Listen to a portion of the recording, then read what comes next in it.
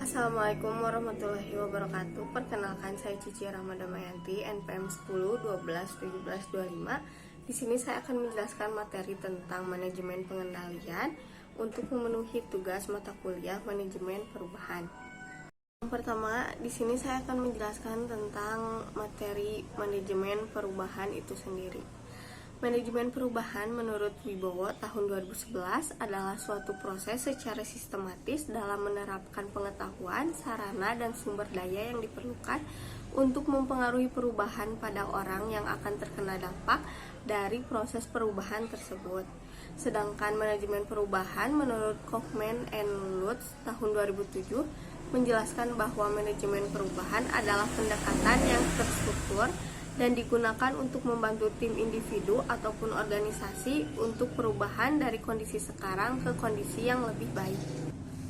Jadi kesimpulannya, manajemen perubahan adalah sebuah proses perubahan yang dilakukan oleh manajemen perusahaan dalam mengadopsi dan menerapkan sarana, sumber daya, dan pengetahuan dalam merealisasikan perubahan dari kondisi sekarang menuju suatu kondisi yang lebih baik, sehingga lebih efisien dan efektif dalam mencapai tujuan perusahaan.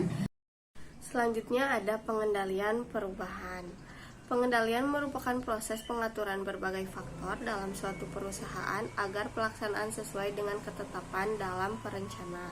Dalam arti lain, pengendalian merupakan kegiatan memantau, menilai, dan melaporkan kemajuan suatu organisasi yang disertai dengan tindak lanjut. Pengendalian perubahan adalah permintaan untuk mengubah garis batas lingkup dan kemudian ditampung, dievaluasi, dan disetujui atau ditolak, yang bertujuan untuk menampung permintaan pemangku kepentingan untuk melakukan perubahan pada lingkup, memastikan bahwa permintaan hanya disetujui jika layak dan dapat dicapai, mengintegrasikan perubahan ke dalam lingkungan yang ada. Selanjutnya ada pengendalian proses perubahan. Mekanisme pengendalian perubahan adalah metode yang digunakan untuk mengontrol atau mengelola perubahan. Hal ini diinformalkan dalam kebijakan dan prosedur manajemen perubahan untuk memastikan bahwa metodologi yang sama digunakan untuk setiap perubahan. Mekanisme pengendalian perubahan mencakup uraian dari prosedur alur kerja. Hal ini menunjukkan semua langkah yang harus diambil untuk mengendalikan perubahan. Dalam arti lain, pengendalian proses merupakan suatu kegiatan yang dilakukan untuk memantau, mengawasi suatu proses yang ada dalam organisasi agar yang direncanakan berjalan dengan lancar. Mekanisme pengendalian perubahan juga harus menyertakan daftar rinci siapa yang bertanggung jawab dan untuk apa. Hal ini penting karena banyak tugas dapat melibatkan beberapa staf dan semua peserta harus memahami peran mereka untuk perubahan yang harus dikelola secara efektif. Tingkat persetujuan juga harus diidentifikasi dalam sebagian besar lembaga secara langsung terkait dengan proses peringkat resiko dalam sistem identifikasi. Karena perubahan meningkatkan resiko, tingkat persetujuan yang dibutuhkan juga meningkat. Persetujuan atau tanda tangan siapa yang diperlukan untuk setiap tingkat risiko harus didokumentasikan dengan jelas. Selanjutnya ada pengendalian substansi. Dilansir dari Kamus Besar Bahasa Indonesia KBBI, substansi tersendiri merupakan watak yang sebenarnya dari sesuatu. Substansi juga merupakan inti atau isi pokok. Substansi merupakan istilah yang digunakan dalam beragam kepentingan. Substansi merupakan konsep mendasar terkait terbentuknya sesuatu. Pengendalian substansi merupakan proses kegiatan yang paling mendasar dan inti dari segala proses pengendalian. Pengendalian substansi dapat dilakukan dengan 4 cara. Yang pertama, menetapkan standar dengan memanfaatkan sumber daya manusia dan fokus pada pertumbuhan dan perkembangan. Yang kedua, mengukur kinerja dengan mengetahui produktivitas secara kuantitas, faktor kedisiplinan karyawan, evaluasi dari berbagai pihak. Yang ketiga, membandingkan kinerja aktual dengan standar dengan mengetahui standar kerja di lapangan apakah sudah sesuai dengan standar yang terencanakan dan yang diterapkan. Yang keempat, mengambil tindak koreksi atau perbaikan, mengetahui apa yang menjadi hambatan di lapangan lalu dievaluasi untuk menemukan solusi. Selanjutnya ada pengendalian lingkungan. Lingkungan di sini merupakan segala sesuatu yang berada di luar batas organisasi. Lingkungan organisasi adalah keseluruhan yang ada di sekitar organisasi yang dapat mempengaruhi dan dipengaruhi oleh organisasi.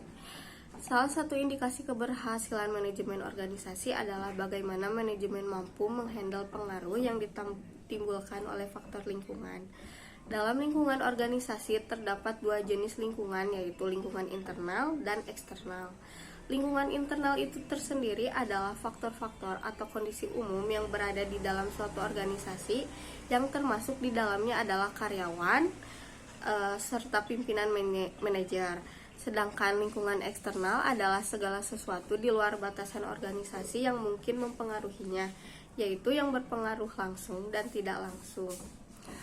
Alasan mengapa harus menganalisis lingkungan perusahaan yaitu untuk mengetahui dan meramalkan apa yang akan terjadi besok dan mengantisipasi resiko dari tindakan yang dilakukan oleh suatu organisasi. Dilihat dari sifatnya, lingkungan organisasi harus membaca dengan cepat kondisi lingkungan, bekerja sama untuk mengendalikan lingkungan, merespon dan menyiapkan diri menghadapi lingkungan organisasi untuk membuka diri dengan perusahaan lain. Di sini ada faktor lingkungan yang secara langsung berpengaruh terhadap manajemen. Yang pertama adalah pesaing. Dengan pesaing yang dihadapi organisasi dapat mengetahui posisi pesaingannya sehingga mampu mengoptimalkan operasinya. Yang kedua, langganan. Langganan merupakan pelanggan tetap yang membutuhkan produk atau jasa perusahaan, sehingga jika langganan berkurang maka akan mempengaruhi kepada organisasi tersebut. Yang ketiga ada penyedia. Setiap organisasi sangat bergantung kepada sumber daya untuk memenuhi kebutuhan produksi.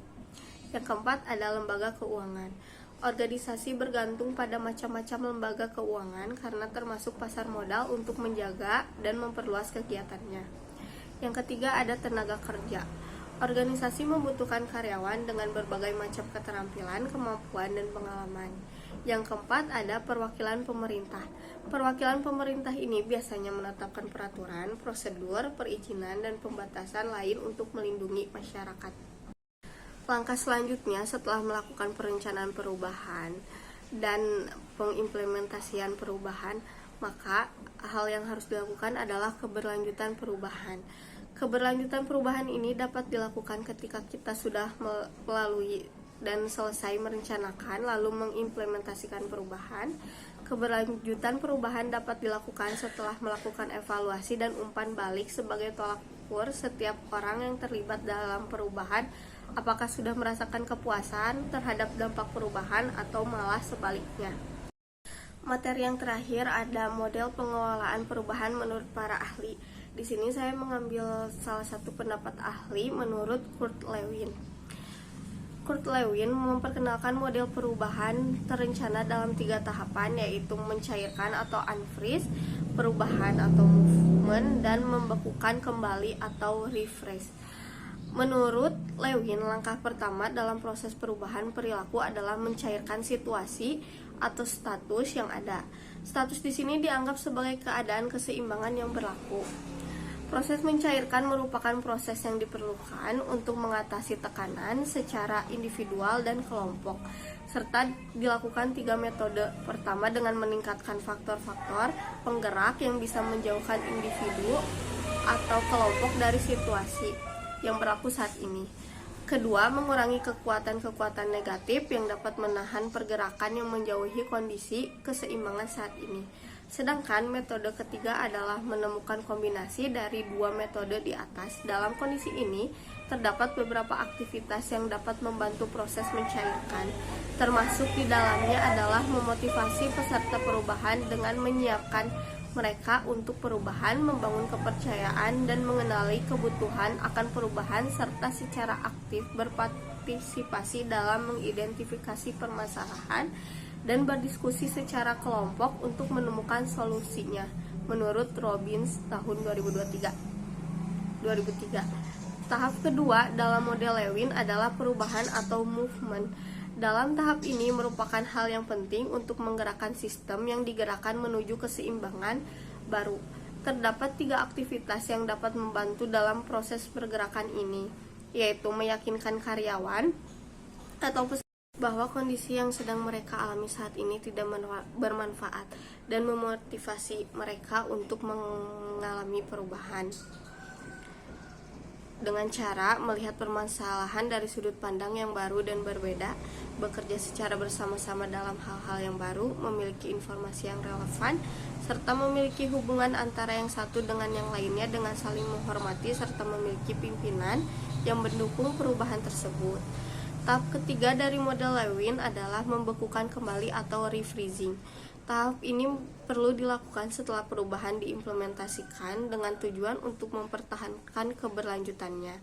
Jika tahap ini tidak dilakukan, perubahan yang terjadi akan berlaku secara singkat dan perilaku akan kembali ke keseimbangan yang lama. Tahapan ini merupakan proses integrasi dari nilai-nilai yang baru untuk berlaku pada komunitas yang ada. Tujuan utama dari tahap ini adalah untuk stabilisasi keseimbangan baru yang dihasilkan dari perubahan dengan penyeimbang antara faktor-faktor penggerak dan penghambat perubahan.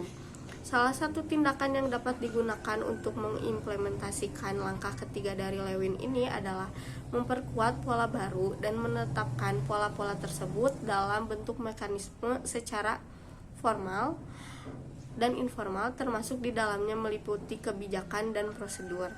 Dapat disimpulkan bahwa model Lewin mengilustrasikan pengaruh kekuatan baik yang mendorong atau menghambat perubahan. Dalam hal ini, faktor penggerak yang akan mendorong perubahan secara positif, sedangkan faktor penghambat akan menahan perubahan kembali kepada status yang berlaku sebelumnya. Dengan demikian, perubahan akan terjadi ketika faktor penggerak lebih besar dibandingkan faktor penghambat. Demikian presentasi yang saya sampaikan. Mohon maaf apabila terdapat banyak kesalahan saat menyampaikan materi. Sekian, terima kasih.